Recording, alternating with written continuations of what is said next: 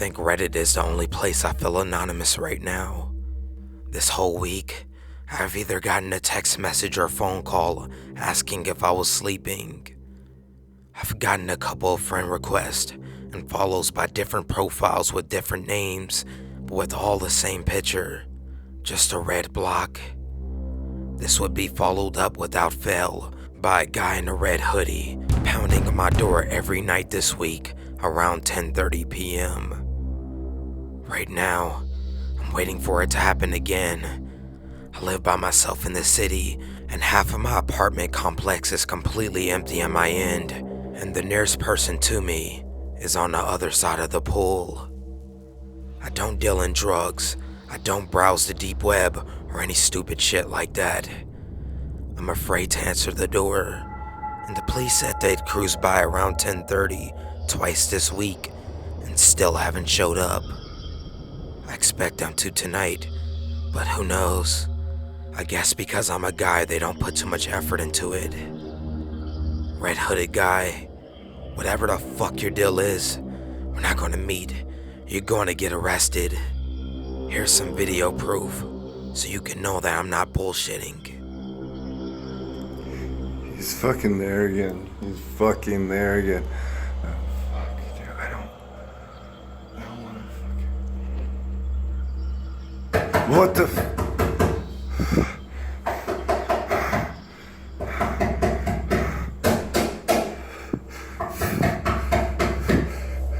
Go! As you can see, he came by again, and right now I'm waiting for police. I got a whole lot of nothing from the police. They started accusing me of being on drugs and said my video doesn't prove much. Fuck my life. This guy has me so fucking paranoid. I haven't slept in 2 days. I have no one to call, and I work from home. Only been in this city for 3 fucking months. What the fuck am I gonna do? My old friend got me through the night on Skype, and I'll be going to a police station in a few hours. I can't do another night here. I spent 5 hours at the police station today, and I'm still getting the runaround. All I asked for was a police officer to be at my damn door from 10 to 11, and they said that was impossible. Then they told me pretty much the same kind of things you guys are telling me. Baseball bat, gun, stay with a friend. I left after giving them all the evidence I had and filed a police report. I've been talking with some neighbors across the way, and one said that they've seen the guy come by my door as well and invited me to come stay with them between 10 and 11 tonight. And if I get a clear shot, I'll try to take a video with my phone. But really, I'm more interested in getting this guy caught, so that will be secondary. I would also like to thank the anonymous Reddit hacker who has offered to help find him through his fake profiles, and he's working on it now. But one thing I just remembered when I first moved in there was this tweaker guy that would ask me for money every time I came back in the morning after having breakfast. I refused and got in a huge argument with him, but haven't seen him for 2 months. That's the only person I can think of who I've pissed off since I moved to the city. Any exes or would-be enemies are 1,000 miles away. So it's been a couple of hours, and I think it's way worse than I thought. I set my old camera phone up against the window and went across and waited at my neighbor's. We saw the guy walk up and spot the camera, and he walked away. He didn't even knock. Here's a 30-second recording of the guy.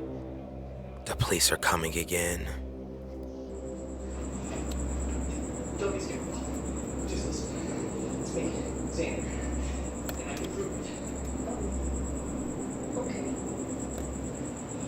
Let's see. Step one, you and me now. Okay. On my 7th birthday, I wanted to tow a fire truck. I didn't get it. And you're a real nice guy. And then the house next door burned down. And then no fire truck escape. And for years I thought he was on fire. And then you gave me.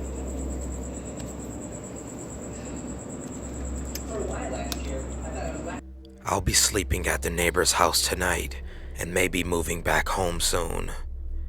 The hacker thinks he found the guy, one Robert McGuire, but I can't be sure that's not an alias. The details are still unconfirmed, and will basically stay that way unless I get a clear picture of the guy. Also, I don't want to alert him, or I may never get him caught, so no counter-stalking or harassment. The goal is to get him arrested, but I feel my case will be weakened if I retaliate and use tactics like this. Till then, I'm at a Motel 6, and I didn't want to overstay my welcome at my neighbor's. I won't be staking out tonight. I need to just get my mind right. The whole ordeal, the stress is getting to me. I need one night where I don't have to worry about people coming to my door or me having to look out my window. I'm going back home now. My neighbor said he confronted the guy last night, which was against my wishes. I didn't want to scare him off without getting a clear picture of him. This may have prolonged the situation. My neighbor told me that he talked to the guy who was around in my bedroom window at the time. He snuck up right behind him with a flashlight and asked him what he was doing. The stalker claimed that I owed him money, which I've never taken a loan from a person in my life, and he was acting belligerent. He ran off after my neighbor tried to grab him, and he got a good look at him and is coming with me tomorrow to make a statement. As for me, my father is flying in to help me move out in 2 days, so it's Motel 6 till then. The next day, this has taken a weird turn. My dad helped me find a new place across town, but my neighbor was nowhere to be found when it came time to make a statement. I knocked on his door a handful of times between my moving trips, but he wasn't home. His phone said no service when I called, and I don't plan on going back to that complex anytime soon. I really hope he's okay. It's been another day, and still no word from my old neighbor. The office is closed on Sunday. I'll try calling them tomorrow. My neighbor's phone is still out of service when I call. The next day, I called the office, and they said my old neighbor was evicted at the beginning of the month. He also left most of his stuff behind, and just the electronics and clothes were gone. Maybe he realized that stuff would be brought up about him if he talked to the police about anything. I mean, it's likely that the guy was just down on his luck, but I'm feeling like I can't trust anybody. The next day, I heard light knocking on my bedroom window in my new place and caught this with my phone. I have a wallet cover case, and I'm able to wedge the flap in my window so that holds my phone up, and I got this footage. The police are coming, and this is the 6th time I've called.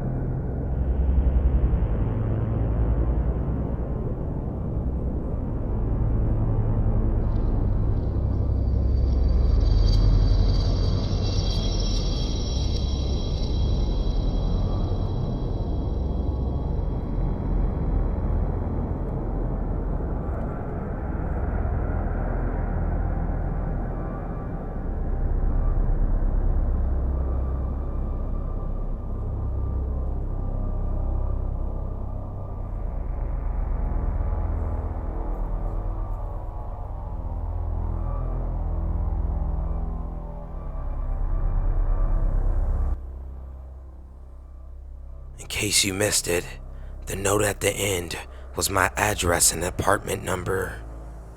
Here's another update. Big break in my case. My combined footage apparently rang a bell for one of the detectives. They said they think it's a guy they brought in a couple of years ago for harassing a couple, both over the internet and by coming to their doorstep right by my old side of town. Apparently he's not even allowed to have a computer or use social media. He's mentally ill, but he has no assault charges, just stalking, harassment, cyber crimes, and threats. Basically, he's a super troll, and like I suspected, I must have argued with the guy on Facebook or Twitter at some point. They said they're going to look for him to bring him in for questioning. They want me to come in for a lineup when the time comes, but I don't see why, as the videos are the best look I've ever gotten of the guy. But he fucked up with that last stunt though. I caught just enough of his face for the police to finally do something. Here's the last update. Just letting you guys know I'm fine, and they brought him in. I go in for the lineup tomorrow. They told me I have to do the lineup because the only proof that they have that he came by my place is the videos, which aren't good enough to identify him 100%. They do also have his computer with the threatening messages to me, but he never mentioned in any of those that he came by or was coming over to my place. Anyway, he's looking at around 5 different charges. They also assured me that since he had a computer and was using social media, he violated his probation, so either way, he's going back in the box for at least 3 years based on that alone. Thank you so much, guys. You guys really helped me. I'll let you know if anything else happens, but right now, take no news as good news.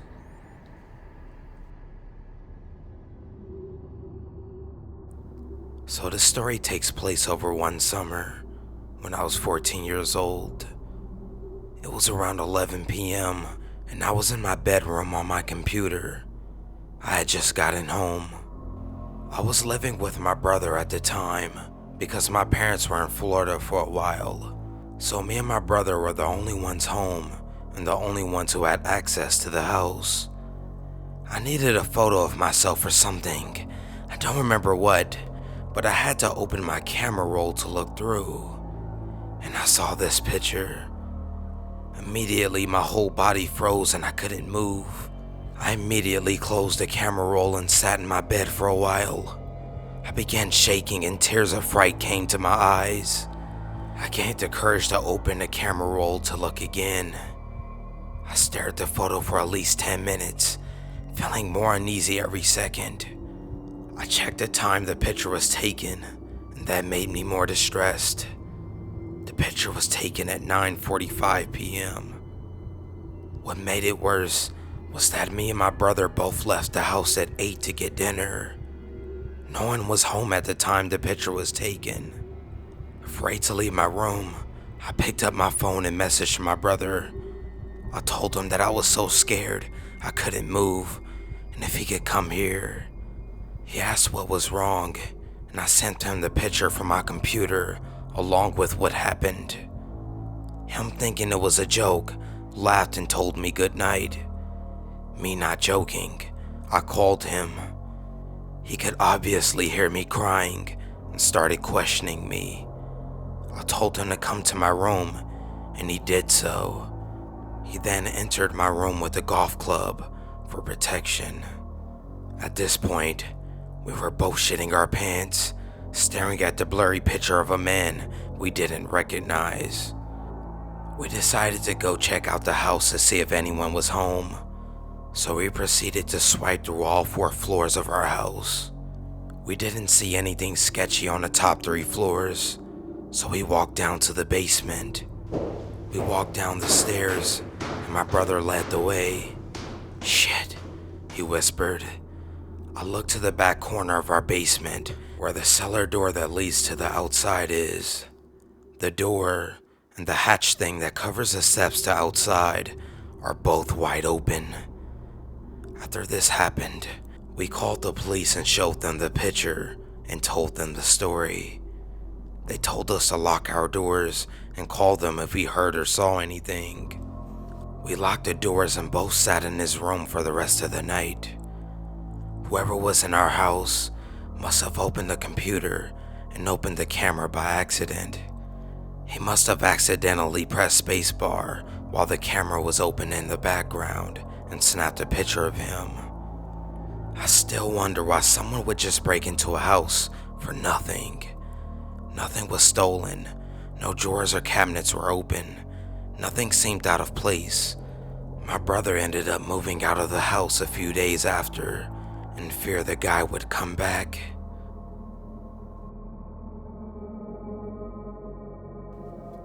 This happened nearly 5 years ago now, but unfortunately, the memory remains very ingrained in my mind. Bit of context to get started. I lived in a medium-sized city that in 2011 was badly affected by a strong earthquake. Around 200 people were killed, and a large portion of the city's older buildings were either outright destroyed or deemed uninhabitable. One such building was the affectionately coined Mental Rehab Center, Sunnyside. Naturally, having a significant number of mentally ill patients without a roof over their head only exacerbated the city's problems at this stage, and short-term solutions were desperately in need. From my understanding, hospitals with the necessary facilities took the bulk of the load, while other temporary hospices and homestays were forced to somewhat become more of a permanent fixture, even if they lacked the security that previously would have been a necessity to house these patients. I would later come to learn that one of these temporary hospices was less than a block from my house. My house, along with the majority of the houses on my street, back onto a small creek, which runs through our suburb. It is relatively common for neighbors to walk down the creek to visit those who live a few houses along, and virtually none of the properties have a back fence that can prevent access. So, it's about 4 weeks after the initial quake, and things are beginning to return to some sense of normality. We're still being forced to use a portaloo out on the road, but in general, we are on the mend. It was Sunday night, and I had gone to bed early because tomorrow was going to be my first day back at work in almost a month. At some point in the night, I began to stir as I realized the soft laughter I was hearing in my dreams was actually a physical, real-life laugh. It was very faint, childlike almost, a giggle. Sitting up in my jury state, I assumed my brother had left the television on in the lounge. So, dragging myself out of bed, I staggered down the hallway to switch it off. However, as I approached the living room, I soon realized that the laughter isn't increasing in volume, and upon reaching the room, I confirmed that indeed there is no TV or radio producing any sound. Suddenly feeling a bit foolish, I make my way back towards my room, where I hear no further giggling, passing it off as my sleep-deprived brain playing tricks on me. I get back into bed and soon fall asleep. An hour later, I was again stirred awake, this time by the soft plucking of my string guitar, which I kept in my office on the other end of the hall. No discernible melody, just random touches. Feeling very frustrated at this point for being woken up twice in one night, I immediately fling myself out of bed, determined to find the source of these irritating noises. Before I even make it 2 steps towards the door, the noise comes to an abrupt halt, and I realize that it too was coming from my room. More perplexed and angry at this point, I whirl around to see what could possibly be producing this noise, and all at once, I feel like the wind has been knocked out of me. Sitting in the corner of my room, cross-legged on a puddle of wet carpet, is a large, shaggy man wearing soaked clothes and holding my guitar. A million simultaneous thoughts go through my mind at this instant. The obvious what the fuck, who the fuck, and how the fuck were very prevalent, but also more bizarre thought processes like, God, it annoys me when people touch my guitar without asking. All logical thoughts seemed to come to a complete standstill at that point, and for whatever reason, some deep-seated social cue came roaring to life, and my mouth sputtered out the words, "Well, would you like a cup of tea?" Because obviously the first thing you do when someone comes to your house is offer them a cup of tea, right? The man seems pleased with this interaction. He perks up and nods brightly. Finally, the rational part of my brain awakens from its coma, and I turn and sprint from the room, slamming it shut behind me. I scream for my brother to call the police, while holding onto the door handle with all my might. "There's a man in my fucking room!" He comes running, and once seeing the look of terror on my face, does not waste time in making the call. While listening to him give the operator our address and pleading with them to hurry, I hear a soft knock on the other side of the door. "No sugar, please." The word bamboozled comes to mind when I think about this moment. I fully expected to reach down, pinch my arm, and awaken from the most vivid dream of my life. The police arrived not long after, and my brother led them to me in the end of the hall, my knuckles turning white on the doorknob. After mentally bracing myself, I let go of the handle and jumped backwards, letting the policemen do their thing. They rushed into the room, tasers drawn, shouting at this home invader to show himself. Their aggression was short-lived, however, and I was still close enough to see why. The man was simply sitting on the edge of my bed now, amusing himself by playing with one of my figurines. I think the officers were also taken aback by this, as they halted for a second before continuing, a touch more gingerly. To cut a rather long-winded story short, yes, this man was a mental patient who had slipped out of his temporary hospice and waited along the river looking for houses to explore. Muddy footprints on my neighbor's decks confirmed that he had originally tried to enter their homes. I was simply the one foolish enough to leave his unlocked. The police took him away, and they later gave me a follow-up call to say that he had been put in a much more secure location, but that I should still be a lot more vigilant when it comes to securing my house. In hindsight, I believe this man was totally harmless. Ill, yes, obviously, but not malicious. There was an ample opportunity when he could have harmed me, had this been his intent, but he did not do so. He simply took my unlocked door as an invitation to come in. I did not press charges, as I did not want to damage the life of an already damaged person. The incident left me pretty shaken up for quite some time, and I still struggle falling asleep sometimes. But for the most part, I have moved on. There's one thing I've not been able to let go of, however.